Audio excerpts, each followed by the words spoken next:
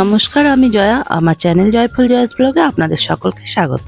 আজকের video thumbnail দেখে নিশ্চয়ই বুঝে গেছেন যে আমার আজকের রেসিপিটা হলো ফ্রেঞ্চ ফ্রাই। বাচ্চা থেকে বড় সকলেরই খুবই প্রিয় একটা খাবার হলো এই ফ্রেঞ্চ ফ্রাই। এখন চলুন দেখে নেওয়া যাক স্টেপ বাই স্টেপ ফ্রেঞ্চ ফ্রাইটা কিভাবে বানাচ্ছি।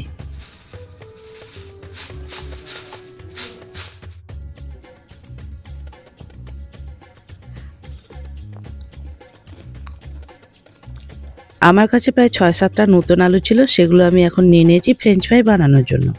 কিন্তু আপনাদের কারোর কাছে যদি চন্দ্রমুখী আলু থাকে সেটা দিয়ে বানাবেন, কারণ চন্দ্রমুখী আলু দিয়ে সবচেয়ে ভালো ফ্রেঞ্চ ফ্রাই বানানো যায়। সব কটা আলু সমান সমান হলে ফ্রেঞ্চ ফ্রাইটা ভালো হবে। এখন আমি আলুগুলোকে ভালো করে ছুলে নিচ্ছি। আজকাল দেখবেন যে কোনো অকেশনেই যান কিংবা রেস্টুরেন্টে খেতে যান, বাড়ির বাচ্চারা কিন্তু স্টার্টার হিসাবে এই ফ্রেঞ্চ ফ্রাইটাই বেশি খেয়ে থাকে। শুধু বাচ্চারা বললেও ভুল হবে, আমরা বড়রাও কিন্তু অনেক ক্ষেত্রে এটাকে বেশি প্রেফার করে থাকি। সব কটা আলু ছোলা হয়ে গেছে। এখন আমি এই আলুগুলোকে খুব ভালো করে বেশ কয়েকবার গোটা অবস্থাতেই ধুয়ে নেব। এই আলুগুলো যেহেতু নতুন আলু, তাই আলুতে যাতে কোনো বালি না থাকে তাই বারবার ধুয়ে চালনি দিয়ে ছেঁকে নিলাম। এই আলুগুলো যাতে সমান শেপে কাটা হয় তার জন্য আলুগুলোর চারিপাশটা এখন কেটে বাদ দিয়ে দেব।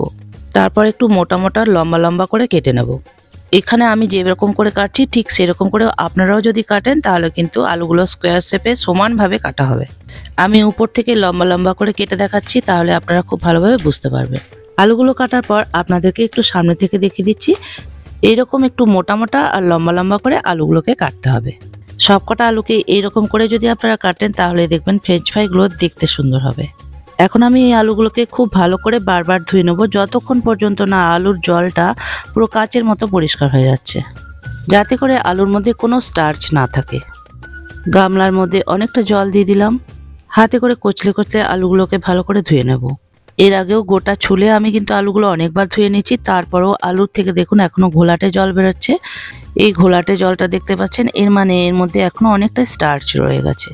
এই ঘোলা জলটা ফেলে আবারও গামলার মধ্যে আমি জল দিয়ে দিলাম।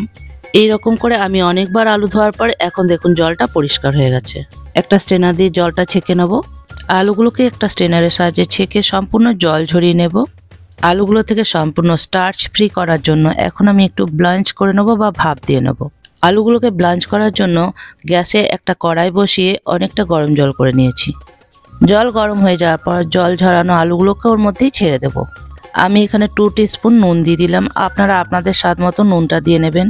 মিনিট 2 পরে দেখবেন জলের মধ্যে এরকম একটা সাদা ফেনা ভেসে উঠছে, এটাই কিন্তু আলুর মধ্যে থাকা স্টার্চ। ফ্রেঞ্চ ফ্রাই বানাতে হলে এরকম করে স্টার্চটাকে বের করে অবশ্যই ফেলে দিতে হবে। আলুর মধ্যে থাকা এই স্টার্চটাই কিন্তু আমাদের শরীরের জন্য খুব ক্ষতি, তাই যে কোনো রান্নাতে এরকম করে স্টার্চটা বার করে ফেলে দেওয়াটা ভালো। ওদিকে একটা গামলার মধ্যে জলের মধ্যে বরফ দিয়ে নিয়েছি। এখন ছাঁকনি করে ছেঁকে ওই আলুগুলোকে বরফ দেওয়া জলের মধ্যে ঢেলে দিলাম। এরকম করে বরফ দেওয়া জলের মধ্যে যদি ভাপানো আলুগুলোকে ধুয়ে নেন তাহলে কিন্তু আলুগুলো কোনো রকমে আর ভাঙবে না। যেরকম করে আমি প্রত্যেকটা স্টেপ বাই স্টেপ মেনটেন করে আপনাদেরকে দেখালাম, আপনারাও যদি এইরকম করেই বানান তাহলে বাড়িতেই আপনারা রেস্টুরেন্ট স্টাইলে ফ্রেঞ্চ ফ্রাই বানিয়ে নিতে পারবেন। একটা স্ট্রেনারের সাহায্যে জলটা সম্পূর্ণ ছেঁকে নিলাম। সম্পূর্ণ জল ঝরার পর এখন একটা কিচেন টাওয়ালের মধ্যে আলুগুলোকে ছড়িয়ে দেব। ফ্রেঞ্চ ফ্রাই করতে হলে কিন্তু আলুর মধ্যে একটুও জল থাকা চলবে না, তাই সম্পূর্ণ ড্রাই করে নিতে হবে। আমি এরকম একটা কিচেন টাওয়াল পেতে নিয়েছি, আলুগুলোকে ওর উপরে ছড়িয়ে দিলাম। টাওয়ালের কর্নারগুলো আলুর উপরে হালকা করে প্রেস দিয়ে দিয়ে আলুর মধ্যে থাকা জলগুলোকে পুছে নেব।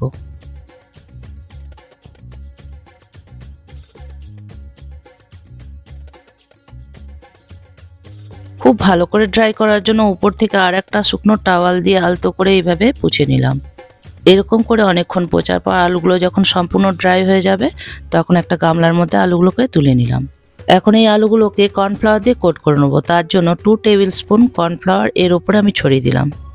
আপনারা আপনাদের আলুর পরিমাণ মতো কর্নফ্লাওয়ারটা দিয়ে নেবেন। সঠিক ফ্রেঞ্চ ফ্রাই করতে হলে এই পর্যায়ে অন্য কোনো রকম মশলা বা নুন অ্যাড করা চলবে না। এই কর্নফ্লাওয়ারটাকে কিন্তু হাতে করে আলুর মধ্যে মাখা যাবে না। এইরকম করে চারিদিকে নাড়িয়ে নাড়িয়ে কর্নফ্লাওয়ারটা আলুর সঙ্গে মাখিয়ে নিতে হবে। আলুর গায়ে কর্নফ্লাওয়ার খুব ভালো করে মাখানো হয়ে গেলে 1 ঘন্টার জন্য ফ্রিজে রেখে দিতে হবে এটাকে।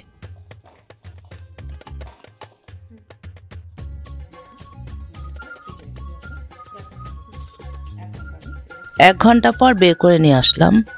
এরপর আলুগুলোকে ডুবো তেলে ভেজে নেব। ফ্রেঞ্চ ফ্রাই করতে হলে ডুবো তেলেই ভাজতে হবে, নাহলে আলুগুলো মুচমুচে হবে না। গ্যাস জ্বালিয়ে একটা কড়াই বসিয়ে দিলাম। কড়াইটা একটু গরম হয়ে যাওয়ার পর বেশ অনেকটা সাদা তেল ঢেলে দিলাম। ফ্রেঞ্চ ফ্রাইয়ের তেল সঠিক গরম হয়েছে কিনা সেটা বোঝানোর জন্য একটা ছোট আলুর টুকরো তেলে ফেলে দেখিয়ে দিলাম। যদি দেখেন তেলের মধ্যে এরকম বুজবুজি কেটে আলুটা তেলের উপরে ভেসে উঠেছে, তাহলে বুঝবেন ফ্রেঞ্চ ফ্রাই করার জন্য তেল একেবারে রেডি হয়ে গেছে। ওর মধ্যে কিছুটা আলু ছান্তা করে গরম তেলে ছেড়ে দিলাম। আরও কিছুটা আলু ওই তেলের মধ্যেই ছেড়ে দিয়ে ছান্তা করে একটু নাড়াচাড়া করে দিলাম। প্রথমে গ্যাসের ফ্লেম মিডিয়ামে রেখে 2 থেকে 3 মিনিট আলুগুলোকে ভেজে নেব। আপনাদের দেখিয়ে দিচ্ছি আমি গ্যাসের ফ্লেমটা এখন লো থেকে মিডিয়ামে করে দিচ্ছি। প্রথম স্টেপের এই আলু ভাজাটাকে লো ফ্লেম বা হাই ফ্লেম কোনোভাবে ভাজা যাবে না, একমাত্র মিডিয়ামে রেখেই ভাজতে হবে। তা না হলে হয় কাঁচা রয়ে যাবে, না হলে পুড়ে যেতে পারে। 2 থেকে 3 মিনিট পর আলুর কালার যখন এরকম একটু চেঞ্জ হয়ে যাবে তখন তেল থেকে আলুগুলোকে ছেঁকে উঠিয়ে নিতে হবে। আপনাদেরকে একটু সামনে থেকে দেখিয়ে দিচ্ছি, আলুগুলো এরকম হবে। এইরকম করেই বাকি আলুগুলোকেও আমি একবার তেলে ভেজে একটা পাত্রের মধ্যে উঠিয়ে নেব। আপনারা যদি এই আলুগুলোকে ভবিষ্যতের জন্য স্টক করে রাখতে চান তাহলে এই পর্যায়ে কিন্তু করতে হবে সেটা। সেই ক্ষেত্রে কিচেন টাওয়াল দিয়ে আলুগুলোর থেকে তেল সম্পূর্ণ শোক করে ঠান্ডা করে নিতে হবে। আলু ভাজাগুলো সম্পূর্ণ ঠান্ডা হয়ে যাওয়ার পর যে কোনো এয়ারটাইট কন্টেনারে করে রেখে ডিপ ফ্রিজে রেখে দিন। আর আপনাদের যখন প্রয়োজন হবে তখন সেখান থেকে কিছুটা বার করে আর একবার ডিপ ফ্রাই করে নিন, কিংবা হঠাৎ করে বাড়িতে আসা গেস্টদেরকেও 5 মিনিটের মধ্যে এটা ভেজে উপর থেকে আপনাদের পছন্দ মতো মশলা ছড়িয়ে দিয়ে সার্ভ করে দিন, আর গেস্টরাও দেখবেন খুবই খুশি হয়ে গেছে। আর এটা 5 থেকে 6 মাস একেবারে পারফেক্ট থাকে। এখন শেষবারের মতো আমি আলুটা ছেড়ে দিলাম। সেম পদ্ধতিতে 2 থেকে 3 মিনিট এরকম নাড়াচাড়া করে এই আলুগুলোকেও ভেজে উঠিয়ে নেব। আজকের আমার এই পদ্ধতিতে ফ্রেঞ্চ ফ্রাইটা আপনাদের কেমন লাগলো সেটা একটা কমেন্ট করে জানিয়ে আমাকে উৎসাহিত করবেন, যাতে আগামী দিনে আমি আরও সুন্দর সুন্দর ভিডিও নিয়ে আপনাদের সামনে চলে আসতে পারি। এই দেখুন আমার সমস্ত আলুগুলো একবার ভাজা হয়ে গেছে। এই আলু ভাজাগুলোকে এখন 30 থেকে 40 মিনিট বাইরে রেখেই সম্পূর্ণ ঠান্ডা করে নেব। তারপর আবার আলুগুলোকে ডিপ ফ্রাই করব। আবার গ্যাস জ্বালিয়ে তেল গরম করে নেব, আর ওই ভাজা আলুগুলোর থেকে একটু একটু করে আলু তেলের মধ্যে ছেড়ে খুব ভালো করে ভেজে নেব। ছান্তায় করে কিছুটা আলু কড়াইয়ে ছেড়ে দিয়ে নাড়াচাড়া করে দিলাম। সেকেন্ড বার আলুটাকে কিন্তু গ্যাসের ফ্লেম হাইয়ে রেখেই ভাজতে হবে। আমি এখানে 3 থেকে 4 মিনিট এরকম হাই ফ্লেমে রেখে ভেজে নিলাম।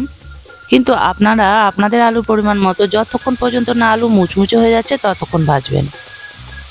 3 মিনিট পর আমি একটা চামচ দিয়ে একটু নাড়িয়ে আপনাদেরকে দেখিয়ে দেবো। শব্দ শুনলেই বুঝতে পারবেন যে এটা কতটা ক্রাঞ্চি হয়েছে।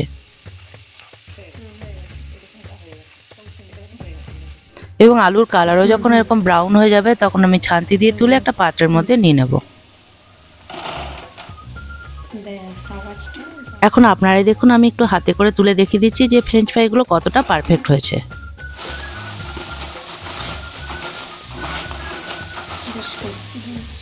সেম পদ্ধতিতে আমি বাকি আলু ভাজাগুলোকেও দ্বিতীয়বার ডিপ ফ্রাই করে নেব। এই ফ্রেঞ্চ ফ্রাইগুলো এখন দেখে নিশ্চয়ই বুঝতে পারছেন যে এগুলো কতটা টেস্টি এবং কতটা ক্রিস্পি হতে পারে। তাহলে ফ্রেন্ডস, এখন থেকে আর হোটেল নয়, বাড়িতেই বানিয়ে নিন এই ডেলিশিয়াস এবং ক্রাঞ্চি ফ্রেঞ্চ ফ্রাইটা।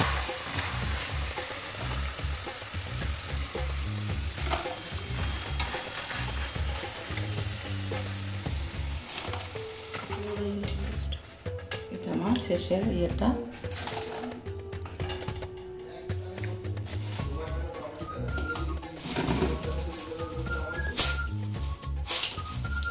দ্বিতীয়বার সব আলুগুলো ভাজা হয়ে যাওয়ার পর উপর থেকে আমি একটু বিট নুন ছড়িয়ে দিলাম, একটু নাড়াচাড়া করে দিলাম, টমেটো সস দিয়ে সার্ভ করে দিলাম।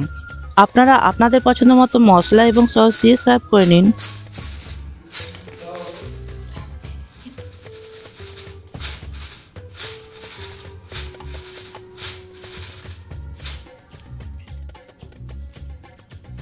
আজকের আমার এই রেসিপির ভিডিওটা যদি আপনাদের ভালো লেগে থাকে তাহলে প্রচুর পরিমাণে লাইক, শেয়ার, সাবস্ক্রাইব করে আমার পাশে অবশ্যই থাকবেন।